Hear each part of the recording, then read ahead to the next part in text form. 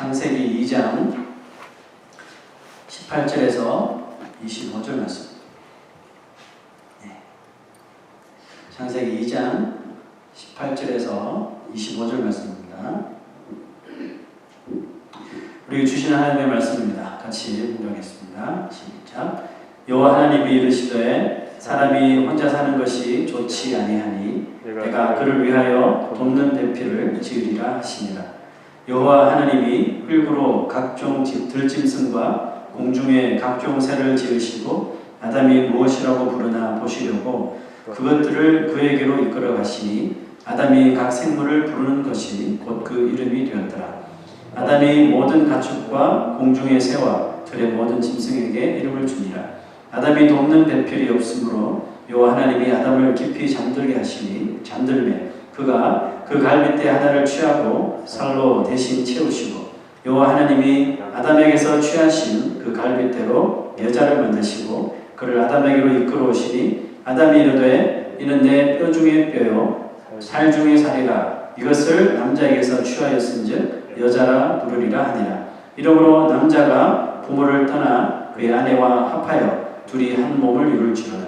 아담과 그의 아내 두 사람이 벌거벗었으나 부끄러워하지 아니하니라. 창조에 관한 말씀을 우리가 읽을 때 항상 받는 질문이 있습니다. 왜 하나님은 남자를 먼저 만드셨는가? 그리고 왜 여자를 아담의 갈빗뼈로 만드셨습니까? 라는 질문을 우리가 흔히 하죠. 대개 이 질문은 남자들보다 여성분들이 많이 하는 것 같아요. 왜 남자를 먼저 만들었죠? 이렇게. 이 말씀을 인용하여 여자는 남자의 이제 한 부분, 갈빗뼈니까 한 부분으로 종속되어서 남편을 잘 섬겨야 한다라는 이런 설교를 아마 종종 들었을 것 같은데요. 말씀이니까, 말씀이 기록된 거니까 무조건 순종하는 것도 틀린 말이 아니지만 말씀을 우리가 오해해서 믿어서는 안 됩니다. 그래서 이 말씀을 통해서 말씀이 진리를 왜 하나님께서 여자보다 남자를 먼저 창조하셨을까? 왜 갈빗뼈를 만드셨지? 이런 이 질문에 말씀의 그 진리를 분명히 잘 찾아서 이왕 우리가 말씀에 따라 순종하는 것 좀 기쁘게 순종하는 시간이 되었으면 좋겠습니다. 자, 우리 한 구절 한번 같이 보죠. 여호와 하나님이 이르시되 사람이 혼자 사는 것이 좋지 아니하니 내가 그를 위하여 돕는 배필을 지으리라 하시니라. 하나님은 아담이 혼자 사는 것이 좋은 일이 아닌 것을, 좋지 아니할 것을 아시면서도 왜 아담만 지으셨을까 하는 우리가 생각할 수 있는데요. 그리고 왜 남자 여자를 같이 지으셨으면 됐는데 왜 이게 시간을 두고 따로 지으셨을까 하는 질문을 우리가 할 수 있습니다. 그럼 만약 하나님이 아담 혼자 만들어 놓고 아담 혼자 사는 것이 좋지 않을지를 모르고 아담 혼자 만약에 창조하셨다면 그 하나님은 우리가 아는 하나님은 전지하신 하나님. 그러니까 모든 것을 다 아신, 과거, 현재, 미래까지도 다 아시는 하나님을 전지하신 하나님이라고 그러잖아요. 그러니까 아담 혼자 있는 것이 좋지 않을 것을 모르고 아담 혼자 지으셨다면 그분은 전지하신 하나님 아니라는 거예요. 무슨 뜻입니까? 하나님이 알고 그렇게 하셨다라는 뜻이겠죠. 저번에도 말씀드렸다시피 이렇게 아시면서도 그렇게 만드셨다는 것은 거기에 하나님의 분명한 뜻이 있다는 것이고 그 뜻의 결국은 뭡니까? 인간에게 가장 the best를, 좋은 것을 주시기 위함이라는 것입니다. 자, 여러분 그 가장 좋은 것이 무엇인지 오늘 말씀을 통해 차근차근 한번 파헤쳐 봅시다. 하나님이 사람을 만드실 때 왜 다른 피조물처럼 처음부터 남자, 여자를 한꺼번에 같이 만드시지 않고 남자만 먼저 만드신 것은 다 만들어 놓고 보니 좀 이상한데 이게 아니라 하나님께서 애초부터 처음부터 그것이 그렇게 만드신 것이 하나님의 철저한 계획이었다는 것을 이제 말씀을 통해 이제 보여주시는데요. 자, 하나님은 이 구절 여호와 하나님이 이르시되 사람이 혼자 사는 것이 좋지 아니하니 내가 그를 위하여 돕는 배필을 지으시리라. 이 18절에서 이어지는 문장이 여러분 뭐가 되어야 됩니까? 하나님께서 아담을 위해서 돕는 배필을 짓겠다 선언하셨으니까 그 짓는 장면이 나와야 되죠. 예를 들면 21절 같은 구절. 여호와 하나님이 아담을 깊이 잠들게 하시니 잠들매 그가 그 갈비 대뇌를 취하고 살로 대신 이런 구절이 18절에서 연결이 되어야지 이게 컨텍스트가 맞죠. 그런데 이렇게 되어야 참 자연스럽고 연결이 깔끔한데 배필을 지어주겠다고 하시는 그 말씀 뒤에 보면 전혀 예상치 못한 구절이 딱 자리를 잡고 있는데요. 자, 이런 구절이 나옵니다. 자, 연결해서 한번 보면 여호와 하나님이 이르시되 사람이 혼자 사는 것이 좋지 아니하니 내가 그를 위하여 돕는 배필을 지으시리라 하시니라 하고 싹 건너뛰시고 여호와 하나님이 흙으로 각종 들짐승과 공중의 각종 새를 지으시고 아담이 무엇이라고 부르나 보시려고 그것들을 그에게로 이끌어 가시니 아담이 각 생물을 부르는 것이 곧 그 이름이 되었더라. 난데없이 아담이 짐승들과 공중의 각종 새들의 이름 짓는 내용이 불쑥 끼어들고 있다는 것이 보이죠. 여러분 이거 말씀 읽으면서 좀 왜 갑자기 이 구절이 나왔지? 이상하다고 여러분 생각하지 않으셨습니까? 여러분 성경을 읽다 보면 이런 부분이 종종 나타납니다. 이렇게 스토리가 진행되다가 전혀 이 스토리가 맞지 않는 그런 내용이 떡하니 이렇게 들어오는 경우가 있어요. 그럴 때 여러분 우리가 하나님 뜻이 있겠지 하고 그냥 슬쩍 넘어가지 마시고 스스로에게 질문을 던져야 돼요. 그리고 왜 이 구절이 왔을까? 왜 이 내용이 갑자기 여기 나타난 거지? 왜 성경 저자는 이렇게 편집을 했을까라고 좀 스스로에게 질문을 던지며 묵상을 하며 기도하며 연구를 좀 해봐야 됩니다. 그래서 항상 이렇게 말씀에 대하여 생각하고 또 말씀에 대해서 깊이 묵상할 때 그 사람은 그렇지 않은 사람보다 그 하나님의 진리, 하나님의 그 진리를 발견할 수 있는 이 가능성이 훨씬 높은 거죠. 자, 여러분 왜 이름 짓는 이야기가 여기에 갑자기 들어오게 되었을까?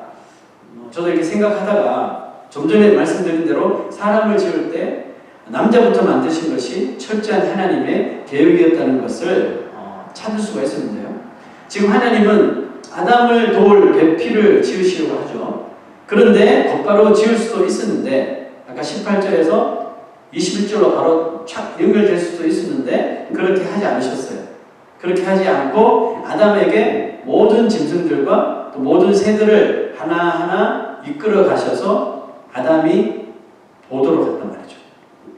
자, 그 말은 아담이 이름을 지으려면 모든 짐승들 얼마나 많아요. 짐승들, 새들 그 이름 다 지으려면 어떻게 해야 됩니까? 하나하나 관찰하고 꼼꼼하게 살펴봐야 되겠죠. 그렇죠? 하나님이 아담으로 하여금 무언가를 좀 스스로 깨닫고 발견하게 하시려는 것 같지 않습니까? 이 짐승들의 이름을 붙이면서 이들을 살펴보면서 이 아담 스스로 뭔가를 발견하게 지금 인도하시는 것처럼 보이잖아요. 두 가지를 생각할 수 있는데요. 무엇을 깨닫게 하실까? 첫째는 아담에게 짐승과 새들을 보면서 또 이들의 이름을 지어주면서 모두 다 커플이다. 모두 다 짝이 있다는 것을 깨닫게 하시기 위한 살아있어 숨쉬는 모든 피조물들은 모두 짝들이 있는데 이제 보니까 누구만 짝이 없어요? 아담 혼자 자기만 짝이 없다는 것을 간접적으로 보여주시고 있다고 생각합니다. 왜 이걸 보여주셨을까요? 아담 스스로 나에게도 이런 다른 동물들처럼 짝이 있었으면 하는 그런 간절한 마음을 심어주시기 위함인데요. 자, 여러분 한번 생각해 보십시오. 하나님이 처음부터 남자 여자를 같이 만드셨다면 자, 그때 남자가 자기랑 같이 만들어진 여자를 보는 것하고 아담 혼자만 이렇게 지내고 있다가 다른 피조물들 이름 지어주다가 나도 정말 다른 동물들처럼 짝이 있었으면 좋겠는데 이런 간절한 마음을 가지고 있었는데 어느 날 여자를 만나는 것하고 같을 수가 없겠죠.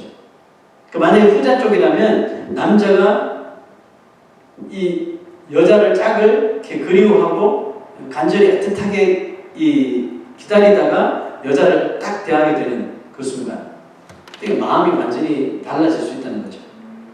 두 번째 무엇을 깨닫게 하시려고 하느냐면 짐승들이나 이런 새들 가운데는 아무리 살펴봐도 아담의 배필이 될 만한 존재는 찾을 수 없다는 것을 아담 스스로 보게 하신 거예요.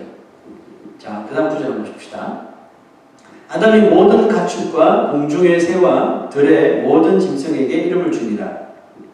그런데 뭐예요? 아담이 여전히 돕는 배필이 없어요. 보세요. 이름 지어주면서 아주 주도 면밀하게 그것들을 꼼꼼히 다 관찰해 보았지만 아담의 마음에 드는 배필은 그 가운데 하나도 없었다는 거죠. 왜 없었을까요? 여러분, 살아있는 피조물들은 어떤 개체나 본능적으로 자신과 같은 이 종에게 끌리게 되어 있습니다. 짝을 지을 때도 같은 종과 짝을 짓게 되어 있습니다. 이게 본능적으로, 그죠? 뭐 새가 고양이랑 짝을 짓는 이런 일은 없어요, 그죠? 본능적으로 자기가 같은 카인드에게 끌리게 되어 있단 말이죠. 자, 그리고 아담은 더욱더 그 본능이 그들과는 좀 달랐을 텐데요. 왜냐하면 아담은 다른 피조물들과 다르게 하나님의 형상, 하나님의 모양대로 창조되었기 때문인데요. 자, 이 부분을 좀 더 자세하게 다시 한번 보면 이렇습니다. 여호와 하나님이 흙으로 사람을 지으시고 생기를 그 코에 불어넣으시니 사람이 생명이 된지라.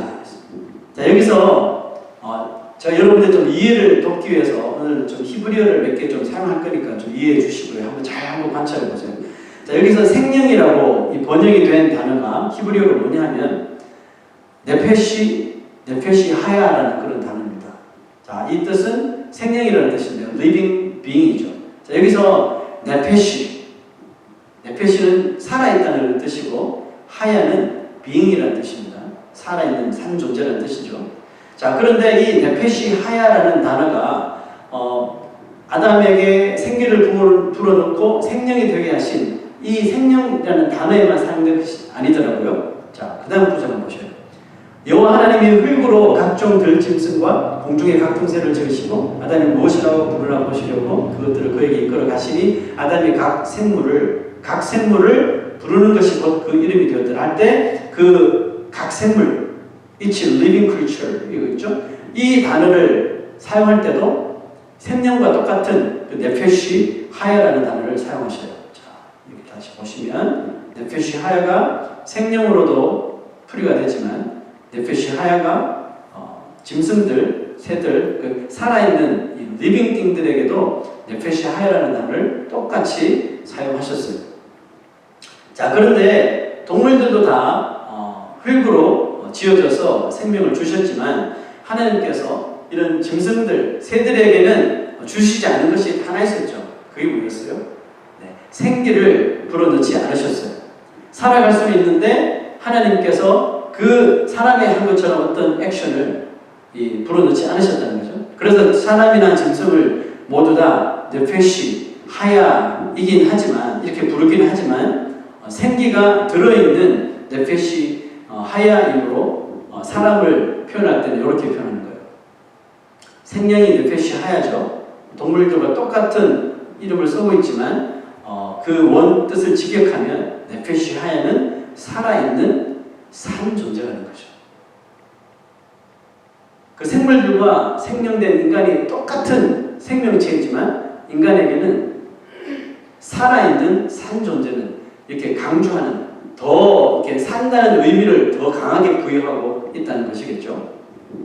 자, 여러분, 그렇다면 사람과 짐승을 이렇게 구분하는 유일한 특징이 뭐예요? 유일한 특징이 바로 생기죠, 그죠? 생기를 불어넣고 이쪽은 불어넣지 않고 이것 때문에 확연한 차이를 두는데, 자, 그렇다면 인간에게만 불어넣어 주신 이 생기는 과연 무엇을 의미하고 있을까요? 그리고 또 이 생기가 가지고 있는 그 기능이 도대체 뭘까? 한번 찾아볼 텐데요. 자, 오늘 성경에서 하나님께서 직접 사람의 코에 불어넣어 주신 생기, 이 생기는 또 히브리어로 뭘지 한번 봅시다. 뉴시마트 하임이라는 단어인데요. 자, 뉴시마트 하임이 바로 the breath of life, 생기인데 하나님께서 이것을 사람의 코에만 불어넣어 주셨다고 했죠. 자, 그러면 이 뉴시마트 하임이라는 단어가 성경에서 어떻게 쓰여지는지 그것을 발견하게 되면 왜 동물, 짐승하고 사람이 다른가 이것을 우리가 발견할 수 있게 되겠죠.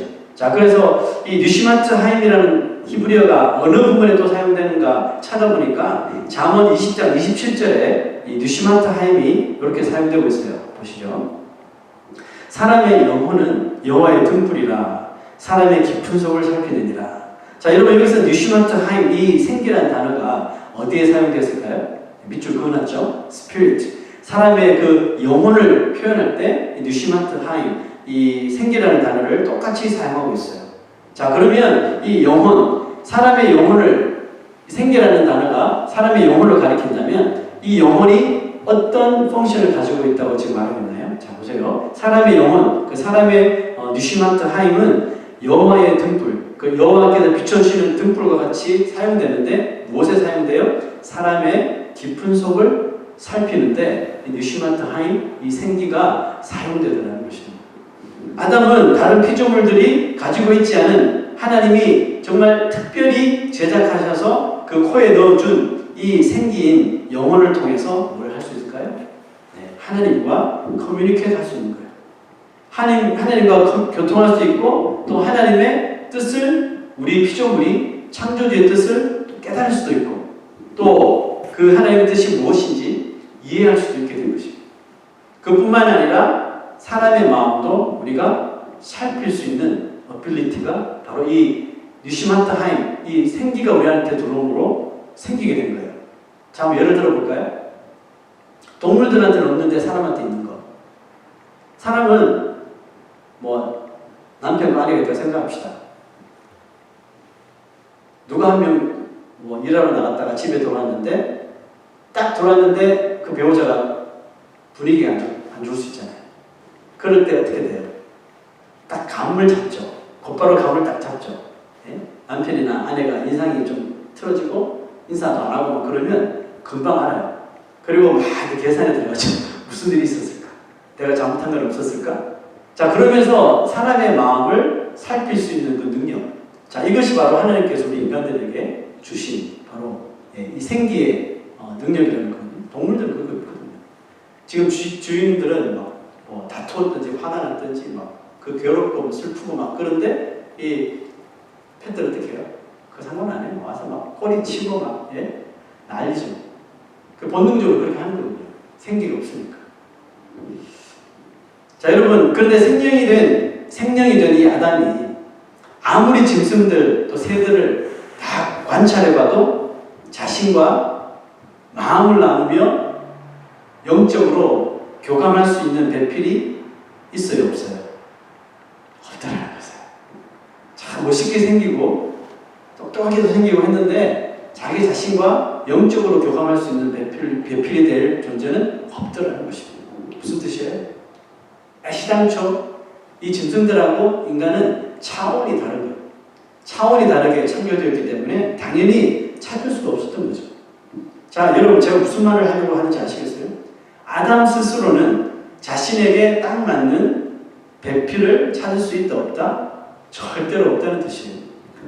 자, 이 없다는 것을 하나님께서 이 짐승들과 새들을 다 그 앞에 이끄시면서 보도록 하시면서 스스로 깨닫게 하신 거예요. 이 피조물들 중에는 너 배필될 수 있는 존재는 없다는 것을 스스로 깨닫게 하셨어요. 자, 그래서 그것이 확인되자마자 드디어 하나님은 계획하신 것을 시작하시죠. 곧바로 아담을 솔저리 센터로 데려가셔서 수술을 시작하는 거예요. 아주 특별한 전신 마취를 하신 후에 정말 인류 최초의 그 수술을 집도하시는 거예요. 보세요. 여호와 하나님이 아담을 깊이 잠들게 하시니 마취를 시키죠. 잠들매 그가 그 갈빗대 하나를 취합니다. 그리고 살로 대신 그것을 채워서 갈빗뼈가 빠져나왔다는 흔적도 없게 만들어 버리시죠. 전능자의 능력으로. 그리고 여호와 하나님이 아담에게서 취하신 그 갈빗대로 뭘 또 만드셔요? 여자를 만드십니다. 그리고 그 여자를 아담에게로 이끌어 오십니다. 그럼 자, 하나님이 왜 남자 아담을 먼저 만드셨는지, 그리고 다른 피조물들 중에서는 절대로 사람과 어울리는 짝이 없다는 것을 깨닫게 하신 그 하나님의 철저한 계획의 마지막 결과물이 어떻게 되는지 한번 보십시오. 아담이 이르되, 아담이 이제 마취에서 깨어납니다. 깨어났는데 그렇게 간절하던 내 짝은 어디 있을까? 딱 보니까 저쪽에서 한 여자가 걸어오는데 가슴이 막 뛰고 흥분이 되면서 지금까지 수많은 짐승들을 봤는데도 한 번도 그런 감정이 없었는데 그 여자를 보자마자 네 정말 엄청난 이 가슴에 벅차오르는 감정이 생긴 거죠. 그래서 이 아담이 뭐라고 이야기합니까? 그 유명한 말씀 This is now bone of my bones and flesh of my flesh. 내 뼈 중에 뼈요 살 중에 살이라. 이렇게 다윗이 저게 다윗이 나와요. 아담이 이렇게 표현한 거예요. 야, 여러분 정말 하나님의 계획과 하나님의 섭리가 정말 놀랍지 않습니까? 아담의 반응 보십시오. 이 세상 모든 살아있는 피조물들을 보면서 이런 감탄사가 나온 적이 한 번도 없었어요. 그런데 하나님이 만들고 이끌어와 주신 그 여자를 보자마자 얼굴에 화색이 돌고 가슴이 뛰고 마치 시인이 된 듯이 이렇게 시적으로 막 감탄사를 이렇게 막 이 연발 쏟아낸 겁니다. 만약 처음부터 아담과 하와를 동시다발적으로 같이 만드셨다면 아담이 과연 하와에게 이런 애틋함과 간절함을 볼 수 있었을까 생각합니다. 오늘 본문을 공부하다가 발견한 재미난 내용이 있는데요.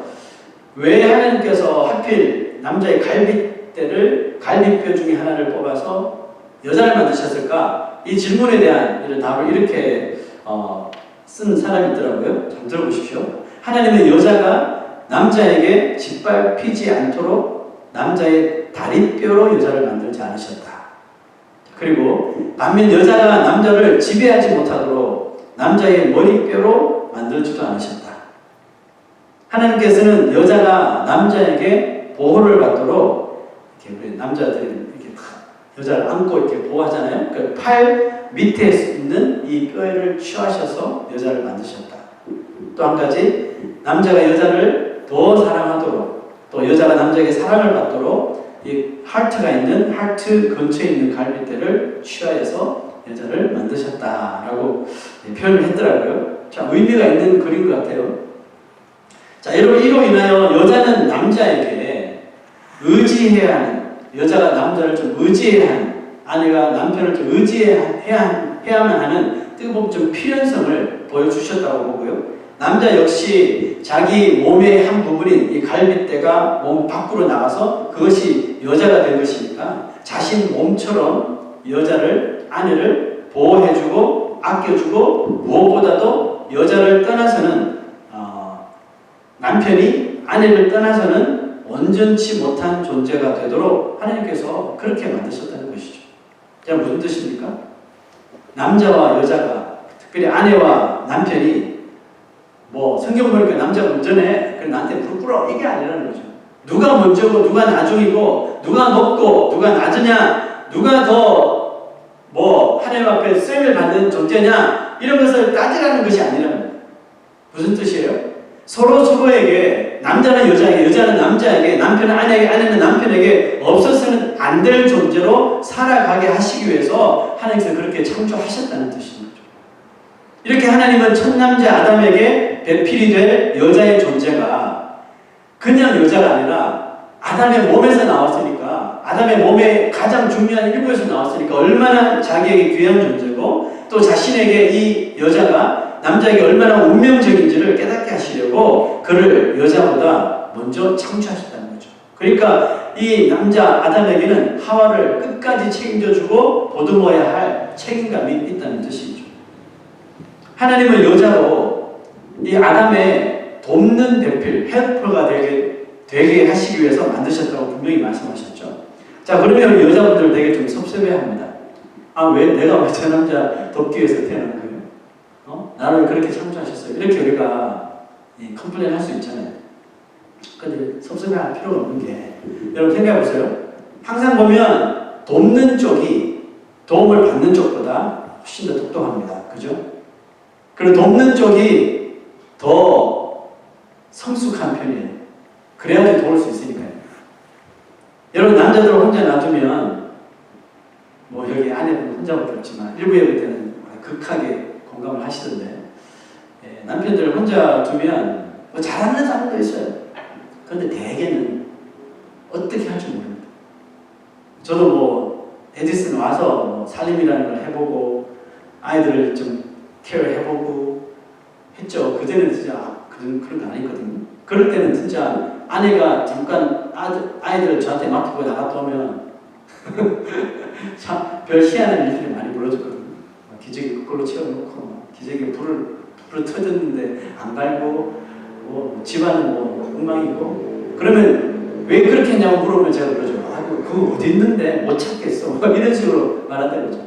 조금만 눈을 뜨고 지금 생각해 보면 그래요. 조금만 생각하고 조금만 집중하고 관심을 기울이면 다 할 수 있는 일들을 남자들은 잘 모른다는 거죠. 희한하죠. 그래서 여자를 만들 때 하나님께서 그런 아주 특별한 DNA를 여자들에게 심어주신 것 같아요. 남자 혼자 만지면 안 되니까. 답답하죠. 어떨 때는. 답답하지만 자, 그 안에는 하나님의 참 놀라우신 창조의 승리가 있다는 걸 잘 깨달으시면서 우리에게 맡겨주신 그 남편들을 잘 이끌어 주셔야 한다는 것이죠. 자, 여러분, 그리고 이 아담과 하와를 통해서 살펴볼 수 있는 중요한 또 영적인 의미가 한 가지 더 있는데요.